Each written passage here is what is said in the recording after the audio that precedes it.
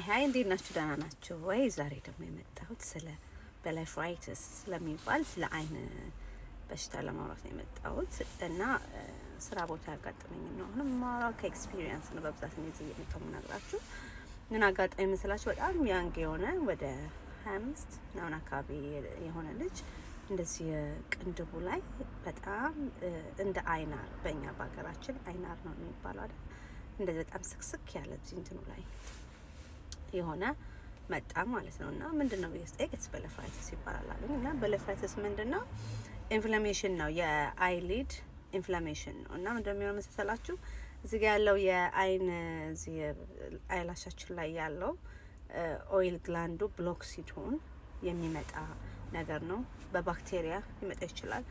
አለርጂ ሰው ካለው ሊመጣ ይችላል። ከዛ በተጨማሪ ደግሞ ፎሮፎር ምናምን ሊያመጣ ይችላል አሉኝና እና how can we እንዴት ነው ይሄንን መቆጣጠር የምንችለው ወይ ስቶፕ ማድረግ የምንችለው? ላይክ most of the time እጃችንን በመታጠብ ንጽህናችንን በመጠበቅ ከዛ በተጨማሪ ደግሞ ልክ እንደዚህ ገና ልክ ሲጀምር አካባቢ ምን ታደርጋላችሁ መሰላችሁ? ይሄ አይናችንን በሳሙና እንደዚህ በጨርቅ ባለው ሳሙና ማጠብ ማለት ነው። አብራኝ የምትሰራው ልጅ አይገታ ይገርማችሁ።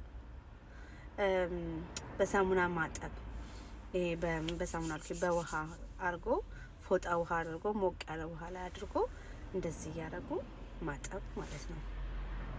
ከዛ በተጨማሪ ሌላኛው ነገር ደግሞ ምንድነው ትሪክ ነው ነገርሽ። ይሄ ትሪክ ምን መሰላችሁ? የሆነ ሞቅ ያለ ውሃ ላይ በጣም ሞቅ ያለ ሳይሆን ሞቅ ያለ ውሃ ላይ ማንኪያ ትነግሩና እንደዚህ እንደ ስኩፕ እንደማረግ ማለት ነው። እንደዚህ በጀርባው ማለት ነው። እንደዚህ ስታደርጉት እዚህ አይናችን ሊድ ላይ ያለውን ነገር ፑሽ አድርጎ ያስወጣል። እንደዚህ ላይ ግፍት አድርጎ እንደማውጣት ማለት ነው። ከዚህ ከታችም ያለውንም እንደዚህ በማንኪያ እንደዚህ ያደርጋችሁ። የሚገርማችሁ እንደዛ አይነት ችግር ያለባችሁ ሰዎች እስኪ ይሄን ሞክሩት። እኔ እዛ በሽተኛው ጋር ሞክሬው በጣም ነው ሰርፕራይዝ ያደረገኝ። እውነት የሚወጣው ነገር እንደዚህ ግፍት አድርጎ ነው የሚያወጣው እና በጣም ሄልፕፉል ነው።